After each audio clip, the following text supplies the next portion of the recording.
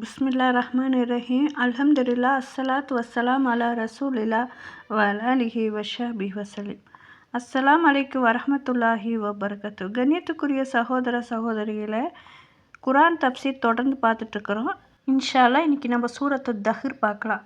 இதுக்கு முதல் வீடியோவில் சூரத்து தஹ்ர் 1லேருந்து 10வது வசனம் வரைக்கும் பார்த்தோம். இன்றைக்கி 20வது வசனத்துலேருந்து 22வது வசனத்து வரைக்கும் இதனுடைய விளக்கம் என்னங்கிறத பார்க்கலாம். أعوذ بالله من الشيطان الرجيم. بسم الله الرحمن الرحيم.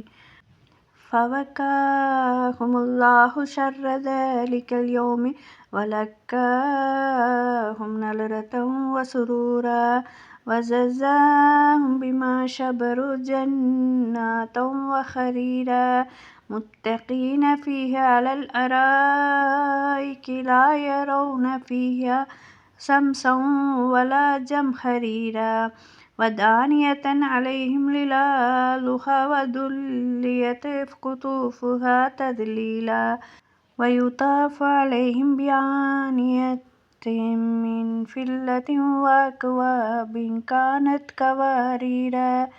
قوارير من فضة قدروها تقديرا ويسقون فيها كأسا كان مزاجها زنجبيلا عينا فيها تسمى سلسبيلا ويطوف عليهم ولدان مخلدون إذا رأيتهم حسبتهم لؤلؤا منثورا وإذا رأيت ثم رأيت نعيما وملكا كبيرا عليهم ثياب سندس خضر واستبرق وحلوا أساور من فضة وسقاهم ربهم شرابا طهورا إن هذا كان لكم جزاء وكان سعيكم مشكورا.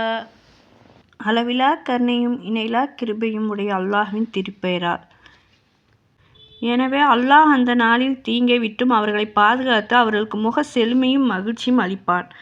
மேலும் அவர்கள் பொறுமையுடன் இருந்ததற்காக அவர்களுக்கு சூனத்தையும் பட்டாடையும் அவன் நற்கூலியாக கொடுப்பான். அவர்கள் அங்குள்ள ஆசனங்களில் சாய்ந்து மகிழ்ந்திருப்பார்கள். சூரியனோ கடு குளிரையோ அதில் அவர்கள் காண மாட்டார்கள்.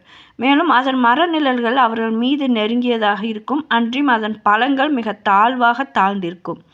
பானங்கள் வெள்ளி பாத்திரங்கள் பளிங்கு கிண்ணங்களையும் அவர்கள் சுற்றி கொண்டு வரப்படும். வெள்ளியிலான பளிங்கு கிண்ணங்கள் அவற்றை தக்க அளவாக அமைத்திருப்பார்கள். மேலும் அச்சோர்க்கத்தில் ஒரு கிண்ணத்தில் பானம் புகட்டப்படுவார்கள். அதன் கலவை இஞ்சியாக இருக்கும். சல்சபீல் என்ற பெயருடைய ஒரு ஊற்றும் அங்கிருக்கிறது.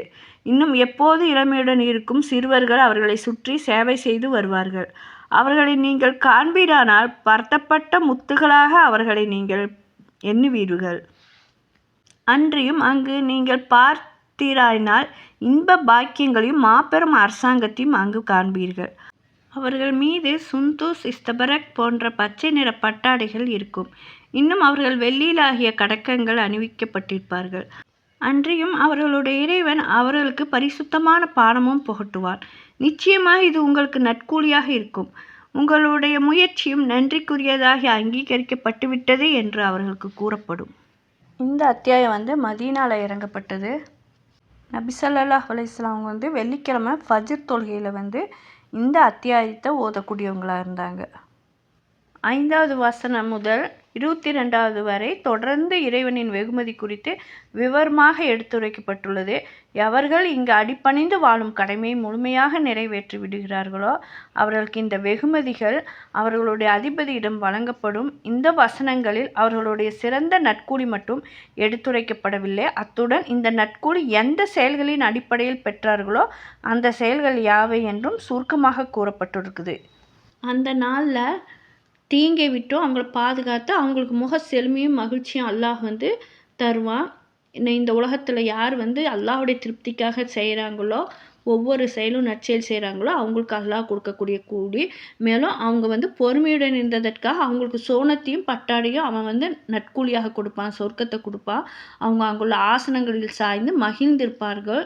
சூரியனும் அந்த சொர்க்கத்தில் ரொம்ப கடும் குளிரும் இருக்காது, அதே மாதிரி சூரியன் வெயிலும் இருக்காது. மேலும் அதன் மர நிழல்கள் அவங்க மீது நெருங்கியதாக இருக்கும். அன்றியும் அதன் பழங்கள் மிக தாழ்வாக இருக்கும். சொர்க்கத்து மரமெல்லாம் ரொம்ப தாழ்வாக அவங்களுக்கு கை கெட்டுற மாதிரி தான் அல்லாஹ் வச்சுருப்பான். பானங்கள், வெள்ளி பாத்திரங்களையும் பளிங்கு கிண்ணங்களையும் அவங்கள சுற்றி கொண்டு வரப்படும். அதே மாதிரி புகாரிலையும் முஸ்லீம்லேயும் ஒரு ஹதீஸ் பதிவாயிருக்குது. அவங்களுடைய பாத்திரம் தங்கத்தில் இருக்கும். அவங்களுடைய வேர்வை கஸ்தூரி மணம் போல் இருக்கும். அவங்க ஒவ்வொருவருக்கும் 2 மனைவியர் உண்டு. அவர்களின் கெண்டை கால்கள் எலும்புகளில் மஞ்சை சதைக்கு வெளியே அழகாக தெரியும். அவர்களிடையே கருத்து வேறுபாடு இருக்காது. அவர்கள் கோபம் கொள்ள மாட்டார்கள்.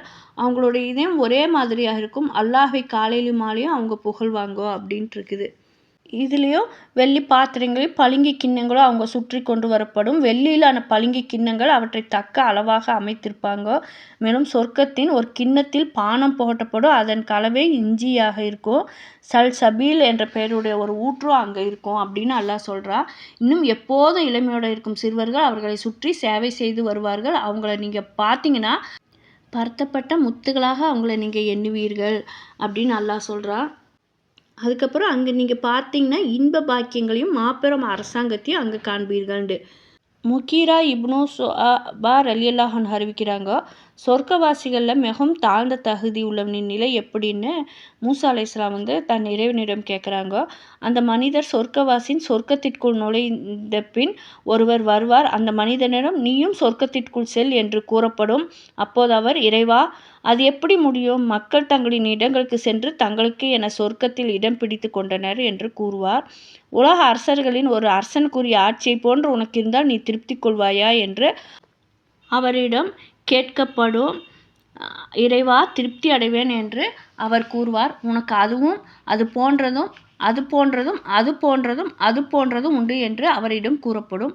5வது தடவையில் அவர், இறைவா, திருப்தியுற்றேன் என்று கூறுவார். உடனே அல்லாஹ், இதுவும் உனக்கு உண்டு, இது போன்று 10 மடங்கு உண்டு. மேலும் உனக்கு உன் மனம் விரும்புகின்றவை உண்டு, உன் கண்கள் விரும்பும் இடமும் உண்டு என்று கூறுவான். இறைவா, பொருந்திக் கொண்டேன் என்று அவர் கூறுவார் என அல்லாஹ் கூறுவான். இறைவா, சொர்க்கவாசியின் தகுதியில் உயர்வானவர்களின் நிலை என்ன என்று மூசா அலைஹிஸ்ஸலாம் கேட்குறாங்க. அவர்கள் என் விருப்பத்திற்குரியவர்கள். என் கையா அவங்களுடைய கண்ணியத்தை காத்துள்ளேன். அதன் மீது நான் முத்திரையிட்டுள்ளேன். எந்த கண்ணும் அதை பார்த்ததில்லை, எந்த காதும் அதை கேட்டதில்லை, மனித இதயத்திலும் அது போன்ற சிந்தனை ஏற்பட்டதில்லை என அல்லாஹ் கூறுவான் என்று நபி ஸல்லல்லாஹு அலைஹி வஸல்லம் சொல்லியிருக்கிறாங்க. இது முஸ்லீமில் பதிவாயிருக்குது. அதே மாதிரி அவங்க மீது சுந்தூஸ் இஸ்தபரக்குங்கிற பச்சை நிற பட்டாடைகள் இருக்கும். இன்னும் அவங்க வெள்ளையில் ஆகிய கடக்கங்கள் அணிவிக்கப்பட்டிருப்பார்கள். அன்றும் அவர்களுடைய இறைவன் அவர்களுக்கு பரிசுத்தமான பானமும் போட்டுவான். நிச்சயமாக இது உங்களுக்கு நட்கூலியாக இருக்கும். உங்களுடைய முயற்சியும் நன்றிக்குரியதாக அங்கீகரிக்கப்பட்டு விட்டது என்று அவர்களிடம் கூறப்படும். அதே மாதிரி சஹல் இப்னு சஅத் ரலியல்லாஹு அன்ஹு அறிவிக்கிறாங்க, நிச்சயமாக வானில் உள்ள நட்சத்திரத்தை நீங்கள் பார்ப்பது போல் சொர்க்கவாசிகள் சொர்க்கத்தில் உள்ள அறையை பார்ப்பார்கள் என்று நபி ஸல்லல்லாஹு அலைஹி வஸல்லம் சொல்லியிருக்கிறாங்க. சுஹைப் ரலியல்லாஹு அன்ஹு அறிவிச்சிருக்கிறாங்க, சொர்க்கவாசிகள் சொர்க்கத்தில் நுழைந்து விட்டால் அல்லாஹ் எதையேனும் நீங்கள் விரும்பினால் உங்களுக்கு அதிகப்படுத்துகிறேன் என்று கூறுவான். அதற்கு அவர்கள், எங்களின் முகங்களை நீ வெண்மையாக்கி விடவில்லையா? சொர்க்கத்தில் எங்களை நுழையச் செய்து நரகை விட்டு எங்களை நீ காப்பாற்றி விடவில்லையா என்று கூறுவார்கள். உடனே அல்லாஹ் தனக்கும் அவர்களுக்கிடையே உள்ள திரையை திறப்பான். தங்கள் இறைவன் அவர்கள் பார்ப்பதை விட அவர்களுக்கு விருப்பமான வேற எதையும் அவர்கள் வழங்கப்படவில்லை. அவரை பார்ப்பது தான் மிக விருப்பமானது என்று நபி ஸல்லல்லாஹு அலைஹி வஸல்லம் சொல்லியிருக்கிறாங்க. இன்ஷா அல்லாஹ் இதோட தொடர்ச்சி அடுத்து பார்க்கலாம். இப்பேற்பட்ட சொர்க்கத்தை அல்லாஹ் உங்களுக்கும் எனக்கும் தந்து இரு உலகத்திலும் வெற்றியாளர்களாக ஆக்கி வைக்கணும். ரப்பனா ஆத்தினா ஃபித் துன்யா ஹஸனா வஃபில் ஆஹிரத்தி ஹஸனா வகீனா அதாபன்னார்.